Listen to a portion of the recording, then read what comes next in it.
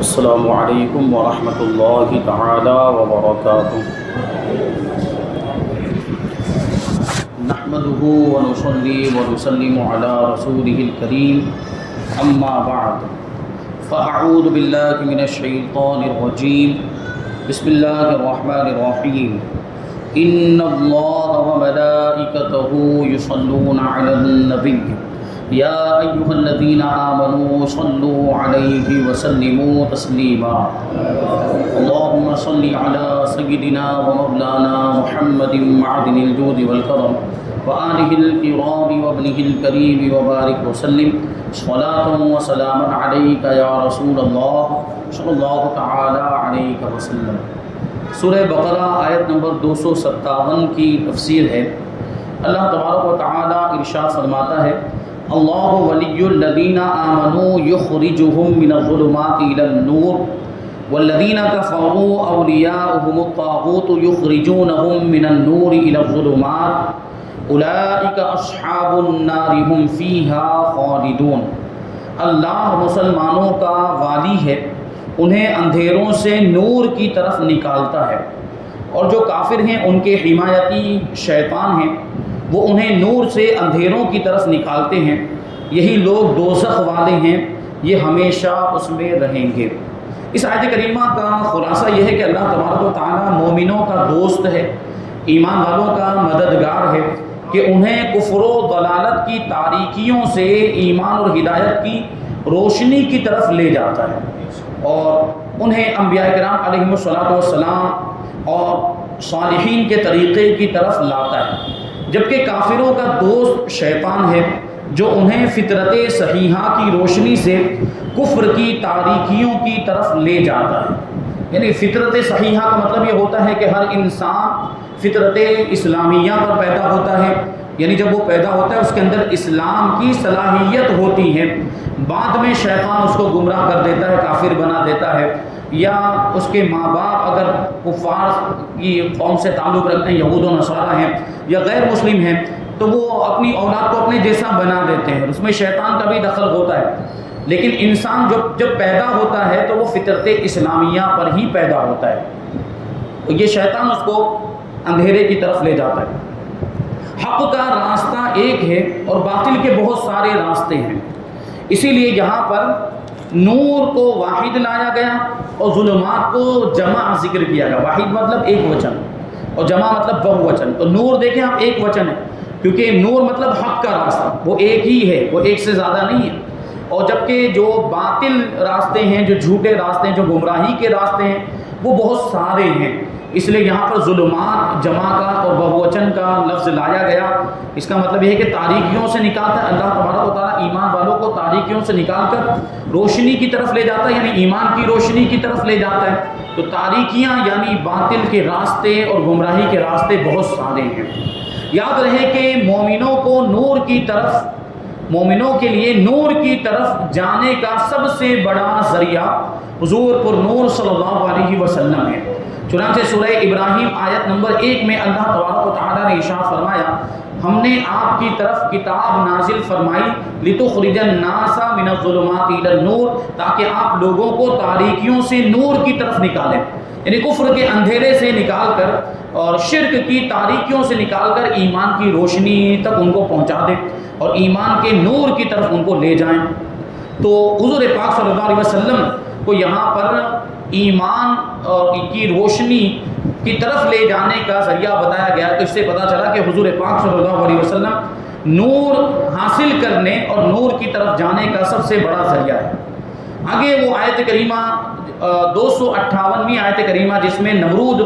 اور حضرت ابراہیم علیہ السلام کا واقعہ بیان کیا گیا ہے۔ حضرت ابراہیم علیہ السلام جب نمرود کے دربار میں پہنچے تھے تو نمرود کے ساتھ جو گفتگو ہوئی تھی وہ جمعہ کے بیان میں بھی اس کو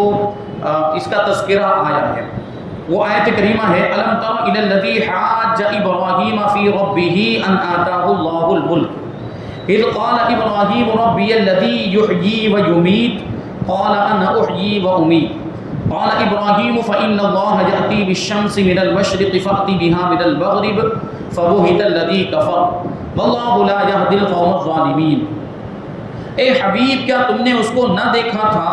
جس نے ابراہیم سے اس کے رب کے بارے میں اس بنا پر جھگڑا کیا کہ اللہ نے اسے بادشاہی دی ہے۔ جب ابراہیم نے فرمایا میرا رب وہ ہے جو زندگی دیتا ہے اور موت دیتا ہے، اس نے کہا میں بھی زندگی دیتا ہوں اور موت دیتا ہوں۔ ابراہیم نے فرمایا تو اللہ سورج کو مشرق سے لاتا ہے، بس تو اسے مغرب سے لے آ۔ تو کافر کے ہوش اڑ گئے اور اللہ ظالموں کو ہدایت نہیں دیتا۔ یہاں پہ یہ جو فرمایا کہ کیا آپ نے اس کو نہیں دیکھا جو ابراہیم علیہ السلام سے جھگڑا کر رہا تھا، یعنی نمرود۔ گزشتہ آیت میں نور اور تاریکی والوں کا بیان ہوا تھا،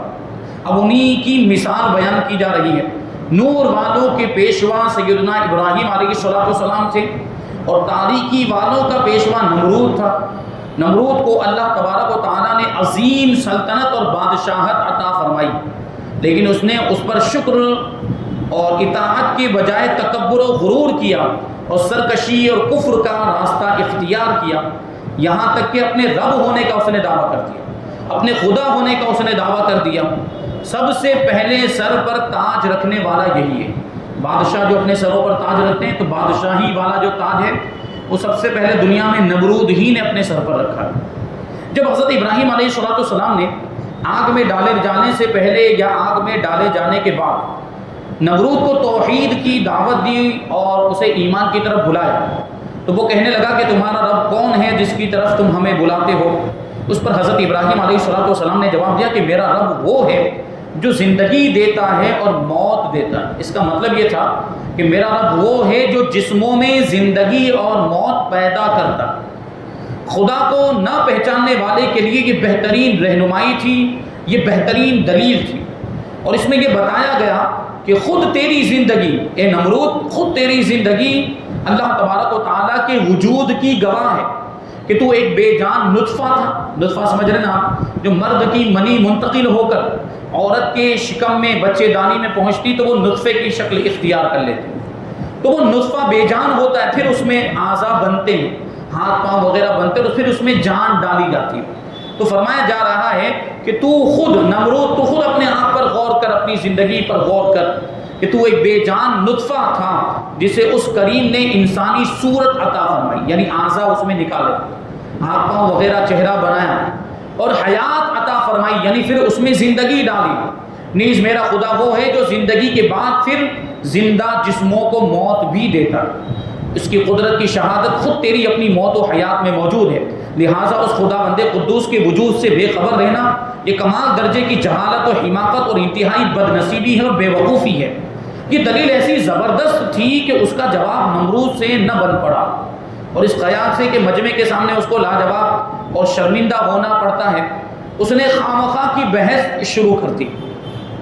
چنانچہ نمرود نے دو شخصوں کو بلایا، ان میں سے ایک کو قتل کر دیا اور دوسرے کو چھوڑ دیا، یعنی ایک بہت بڑا مجرم تھا جو سزائے موت کا حقدار تھا، جس کو موت کی سزا سنا دی گئی تھی، اس کو بلایا اور اس کو چھوڑ دیا اور اس کو معاف کر دیا، اس کو رہا کر دیا، آزاد کر دیا، اور ایک بے قصور شخص کو بلایا اور اس کو قتل کر دیا۔ اور کیا کہتا ہے؟ بے وقوفی کے ساتھ کہتا ہے کہ میں بھی زندہ کرتا ہوں اور موت دیتا ہوں۔ دیکھو، جس پر موت لازم ہو چکی تھی، جس کو سزائے موت دے دی گئی تھی، میں نے اس کو چھوڑ دیا، یعنی میں نے اس کو زندہ کر دیا گویا کہ، اور جو بے قصور تھا اس کو بلا کر میں نے مار دیا، اس کو قتل کر دیا، یعنی میں نے موت دے دی۔ یعنی کسی کو گرفتار کر کے چھوڑ دینا، اس کو زندہ کرنا ہے، یہ اس کی نہایت احمقانہ اور بے وقوفی والی بات تھی۔ کہاں قتل کرنا اور چھوڑنا، اور کہاں موت اور زندگی پیدا کرنا۔ قتل کیے ہوئے شخص کو زندہ کرنے سے عاجز رہنا، یعنی قتل کیے ہوئے شخص کو زندہ نہ کر پانا، اور بجائے اس کے زندے کو چھوڑ دینے کو زندہ کرنا، زندہ کرنا کہنا ہی اس کی ذلت کے لیے کافی تھا۔ یعنی اس نے کیا کہا؟ اس نے یہ قتل کیے ہوئے شخص کو زندہ تو نہیں کر سکا، اور پھر جو زندہ پہلے ہی سے زندہ تھا اس کو چھوڑ دیا، اس کو کہہ رہا ہے کہ میں نے اس کو زندہ کر دیا، کیونکہ وہ تو پہلے ہی سے زندہ تھا۔ لیکن زندہ کرنا کہاں ہوا؟ یہ تو چھوڑنا کہاں جا سکتا ہے؟ اب اسی کو بے وقوف کہتا ہے کہ میں نے زندہ کر دیا، یہ اس کی جہالت کے لیے کافی تھا۔ عقل و شعور رکھنے والوں پر اسی سے ظاہر ہو گیا کہ جو دلیل اور حجت حضرت ابراہیم علیہ السلام نے قائم فرمائی وہ ہر شک اور شبہ کو کاٹ دینے والی ہے، اور اس کا جواب ممکن نہیں۔ لیکن چونکہ نمرود نے شرم مٹانے کے لیے کچھ نہ کچھ تو جواب دے ہی دیا تھا، اگرچہ وہ جواب سراسر باطل تھا، غلط تھا، بے سر و پا والا تھا، لہٰذا حضرت ابراہیم علیہ السلام نے اس پر مناظرانہ گرفت فرمائی کہ موت و حیات کا پیدا کرنا تو تیری قدرت میں نہیں، یعنی تو زندگی اور موت نہیں پیدا کر سکتا، اے ربوبیت کے جھوٹے دعوے دار، اے خدائی کے جھوٹے دعوے دار، تو اس سے آسان کام ہی کر کے دکھا دے، اور وہ یہ ہے کہ ایک متحرک جسم کی حرکت کو بدل دے، یعنی ایک حرکت کرنے والے جسم کی حرکت کو تبدیل کر دے اگر تجھ سے ہو سکے، یعنی سورج جو مشرق سے نکلتا ہے اسے مغرب سے نکال کر دکھا دے۔ سورج کی ایک حرکت، سورج متحرک ہے اور اس کی حرکت مخصوص ہے کہ روزانہ مشرق سے نکلتا ہے، پورب سے نکلتا ہے اور مغرب میں ڈوب جاتا ہے، پچھم میں ڈوب جاتا ہے۔ جب سے دنیا بنی ہے سورج کا یہی معمول ہے اور اسی کے مطابق نکلتا اور ڈوبتا ہے۔ حضرت ابراہیم علیہ السلام نے نمرود سے کہا کہ اگر تو خدا ہے، روزانہ سورج مشرق سے نکلتا ہے، اگر تو خدا ہے تو تیرا پاور، تیرا اختیار سورج پر بھی چلنا چاہیے، تو سورج کو تو مغرب سے نکال کر دکھا، اس کو تو پچھم سے نکال کر دکھا۔ لیکن ظاہر سی بات ہے یہ جو بات تھی وہ نمرود کی طاقت و قوت سے باہر تھی، بلکہ وہ زندگی اور موت والی بات بھی اس کی طاقت و قوت سے باہر تھی۔ وہ تو بے وقوفی والا جواب دے دیا تھا، ہو سکتا تھا کہ کوئی گمراہ ہو جاتا، اس لیے حضرت ابراہیم علیہ السلام نے اس سے بھی زیادہ مضبوط دلیل اس کی عاجزی کو ظاہر کرنے کے لیے پیش فرمائی کہ اگر تو خدا ہے تو سورج کو مغرب سے نکال کر دکھا۔ یہ سن کر نمرود ہکا بکا رہ گیا، حیران و پریشان رہ گیا اور لاجواب ہو گیا اور کوئی جواب نہ دے سکا۔ اس آیت سے عقائد میں مناظرہ کرنے کا ثبوت ملتا ہے۔ مناظرہ مطلب آپس میں بحث و مباحثہ کرنا، جیسے ہمارے بزرگ، ہمارے علماء یہ گمراہ فرقے کے لوگوں کے ساتھ مناظرہ کرتے آئے۔ جب گمراہ فرقے لوگوں کو بہت زیادہ گمراہ کرتے ہو، آج بھی ان کے یہ معاملات پر آج بھی مناظرے ہوتے ہیں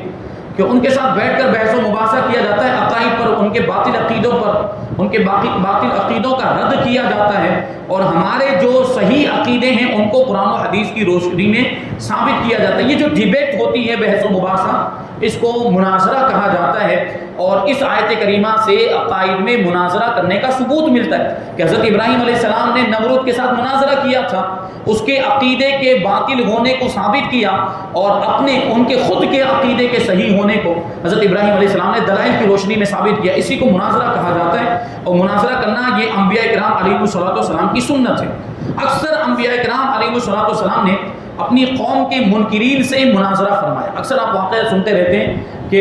انبیاء کرام ان کی قوم میں جو منکر، انکار کرنے والے ہوتے، جھٹلانے والے ہوتے، تو ان کے سامنے دلائل پیش کرتے تھے، پھر وہ اپنی باتیں رکھتے تھے۔ تو یہ جو مناظرہ اس طرح جو ہے وہ انبیاء کرام، سارے انبیاء کرام کے دور میں ہوا، اکثر انبیاء کرام کے زمانے میں ہوا، بلکہ خود حضور پر نور صلی اللہ علیہ وسلم نے بھی نجران کے عیسائیوں سے مناظرہ کیا، حضرت عیسیٰ علیہ السلام کے بارے میں، کیونکہ وہ حضرت عیسیٰ علیہ السلام کو اللہ کا بیٹا کہتے تھے یا حضرت عیسیٰ علیہ السلام کو تیسرا خدا کہتے تھے، تو اس پر حضور پاک صلی اللہ علیہ وسلم نے دلیلیں دی تھی۔ لہٰذا مناظرہ کرنا برا نہیں ہے، بلکہ انبیاء کرام علیہ السلام کی سنت ہے۔ البتہ اس میں جو تکبر و سرکشی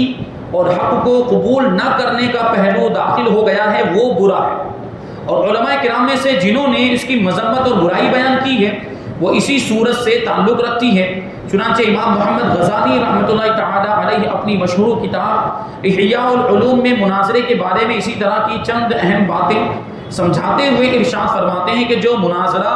غلبہ حاصل کرنے کے لیے، غلبہ یعنی ہم سامنے والے پر غالب ہو جائیں، بس جیت جائیں، یہی مقصد، مناظرے کے اندر یہ مقصد نہیں ہونا چاہیے۔ مناظرے کا مقصد یہ ہونا چاہیے حق کو ثابت کرنا، جو حق ہے اس کو دلائل کی روشنی میں مضبوط کرنا، یہی مناظرے کا مقصد ہونا چاہیے۔ سامنے والے کو ہرانا مقصد نہیں ہونا چاہیے۔ اگر حق ثابت ہو جائے گا تو سامنے والا خود بخود ہار جائے گا، شکست خوردہ ہو جائے گا۔ تو جو مناظرہ غلبہ حاصل کرنے کے لیے ہو، دوسرے کو لاجواب کر دینے کے لیے ہو، اپنے فضل و شرف کو، اپنے مرتبے کو ظاہر کرنے کے لیے ہو، لوگوں کے سامنے منہ کھول کھول کر باتیں کرنے یا فخر و تکبر کے لیے ہو، نیز دوسروں کو ذلیل و رسوا کرنے کے مقصد سے ہو، وہ اللہ تبارک و تعالیٰ کے نزدیک تمام بری عادتوں کا منبع اور سرچشمہ ہے، اور اللہ تبارک و تعالیٰ کے دشمن شیطان کے نزدیک قابل تعریف ہے۔ باطنی برائیوں جو روحانی بیماریاں ہیں، مثلا تکبر،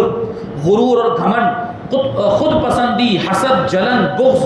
پاک باز بننے اور حب جا یعنی مرتبے کی خواہش وغیرہ کے ساتھ مناظرے کو وہی نسبت ہے جو شراب کو ظاہری برائیوں سے مثلا زنا، الزام تراشی، قتل اور چوری وغیرہ کے ساتھ ہے۔ یعنی آدمی شراب کو آسان سمجھ کے پی لیتا ہے، پھر یہ دوسرے کاموں میں بھی مبتلا ہو جاتا ہے، زنا میں بھی مبتلا ہو جاتا ہے، قتل وغیرہ میں بھی مبتلا ہو جاتا ہے۔ اور جس طرح وہ شخص جسے شراب نوشی اور بے حیائی کے باقی کاموں کا اختیار دیا جائے تو وہ شراب نوشی کو معمولی سمجھ کر اختیار کرتا ہے، پھر وہ نشے کی حالت میں باقی بے حیائیوں کا بھی مرتکب ہو جاتا ہے۔ اسی طرح جس آدمی پر دوسرے کو نیچا دکھانے اور مناظرے میں غالب آنے کی خواہش غالب ہو اور وہ جاہو مرتبے کا طلبگار ہو تو معلوم ہوتا ہے کہ اس کے دل میں تمام خباثتیں اور برائیاں پوشیدہ ہیں، اور یہ تمام مذموم اور برے اخلاق اس میں ہیجان پیدا کرتے ہیں، جوش پیدا کرتے ہیں۔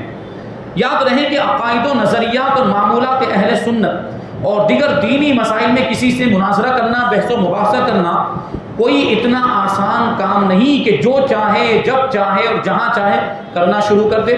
یہ ہوتا ہے ہمارے عوام کا بھی حال، کیا ہمارے سنی بھائیوں کا بھی حال یہ ہوتا ہے کہ وہ دیوبندی وہابیوں جماعتیوں سے بحث کرنے لگ جاتے ہیں۔ ہمارا یہ کام نہیں، کیونکہ ہمارے پاس اتنا علم نہیں۔ وہ ممکن ہے کہ آپ کے سامنے کوئی ایسی بات پیش کر دے جس کا آپ کے پاس جواب نہ ہو تو آپ کو خاموش ہو جانا پڑے گا، یا ہو سکتا ہے خدا نہ خواستہ کوئی اس کی بات آپ کو اچھی لگ جائے، کوئی ایسی بات جو آپ کے دل میں بیٹھ جائے، پھر اس کی وجہ سے آپ گمراہ ہو جائیں۔ تو یہ کام عوام کا نہیں ہے، مناظرہ کرنا، بحث و مباحثہ کرنا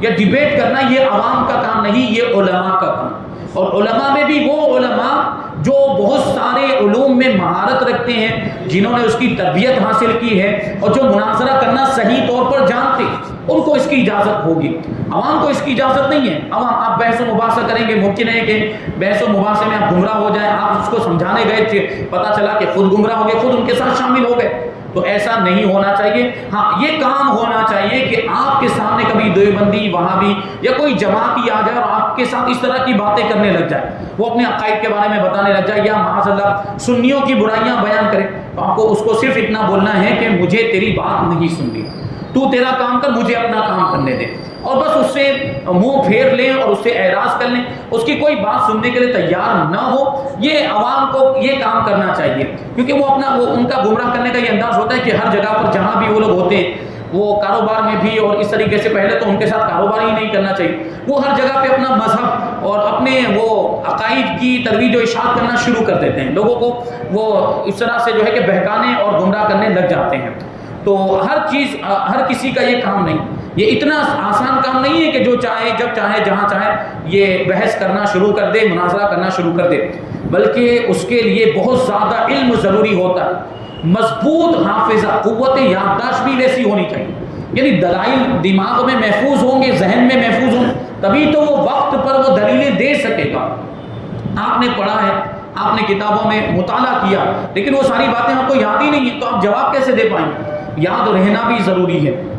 مہارت، تربیت، حاضر جوابی بھی بہت ضروری مناظرے کے لیے، حاضر جواب۔ آپ کو وہ سامنے والے نے اعتراض کیا، آپ سوچ رہے ہیں اس کے بارے میں، غور و فکر کر رہے ہیں کہ اس کا کیا جواب ہونا چاہیے، یہ اب تو یہ نہیں چلے گا، وہاں فوراً جواب آنا چاہیے۔ حاضر جوابی کا یہ مطلب ہوتا ہے کہ جیسے اس نے اعتراض کیا فوراً جواب آنا چاہیے، اور یہ ہر کسی کے بس کی بات نہیں ہوتی، اور دیگر اور بھی بہت ساری چیزوں کا ہونا ضروری ہوتا ہے جن کے بغیر مناظرہ کرنا انتہائی سخت جرأت اور اپنی گمراہی اور اخروی بربادی سے بے خوفی کی علامت ہے، کیونکہ عین ممکن ہے کہ جس سے مناظرہ کر رہا ہے اس کی کوئی بات دل میں جم جائے اور یہ گمراہ ہو جائے۔ لہٰذا علم مناظرہ کے ماہر علماء کے علاوہ کسی کو بھی مناظرے کی اجازت نہیں ہے۔ آج کل جو عام لوگ ایک آدھ کتاب پڑھ کر یا دو چار تقریریں یا مناظرے سن کر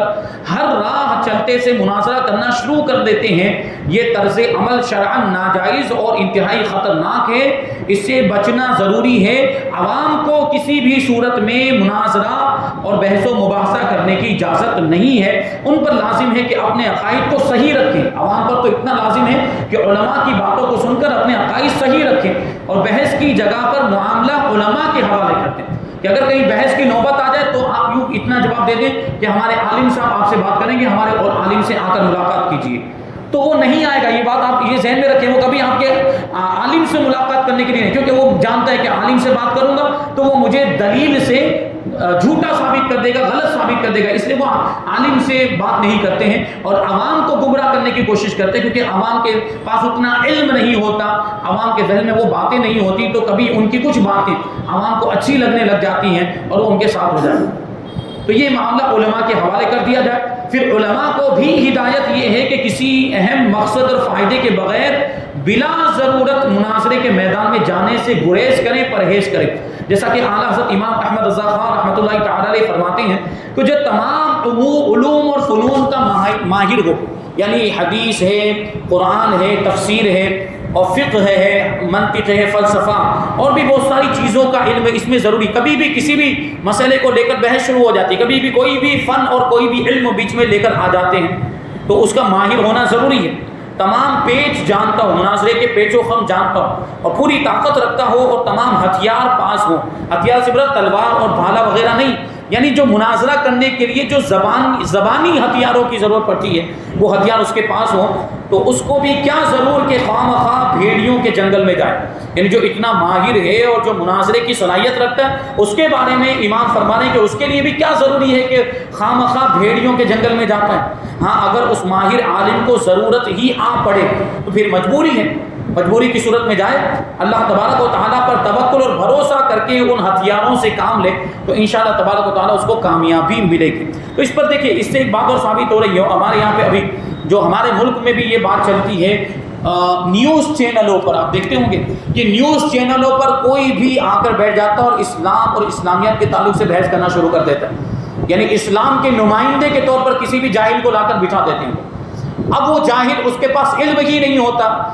یا کچھ ایسے لوگ ہوتے ہیں جو عالم کا لبادہ پہن لیا, عالم کا لباس پہن لیا, اپنے آپ کو عالم کہنے لگ جاتے, جبکہ حقیقت میں وہ عالم نہیں ہوتے. ان کے پاس وہ علم نہیں ہوتا جو مناظرے کے لیے ضروری اور بحث اور ڈیبیٹ کرنے کے لیے ضروری ہوتا ہے, اور اس کے باوجود بھی وہ ٹی وی پر, چینل پر جا کر بیٹھ جاتے ہیں. اب وہ غیر مسلم اور ہندو مشرکین اس پر اعتراض کرنے, اس کے پاس کوئی جواب ہی نہیں ہوتا, وہ خاموش ہو جاتا ہے اور اپنی نااہلی, اپنی جہالت کی وجہ سے وہ مسلمانوں کو بھی بدنام کرتا ہے اور اسلام کو بھی بدنام کرتا ہے. جبکہ ہمارے اسلام میں کسی طرح کی کوئی کمی نہیں, وہ تو کمی اس کے اندر تھی کہ وہ جواب نہیں دے پائے,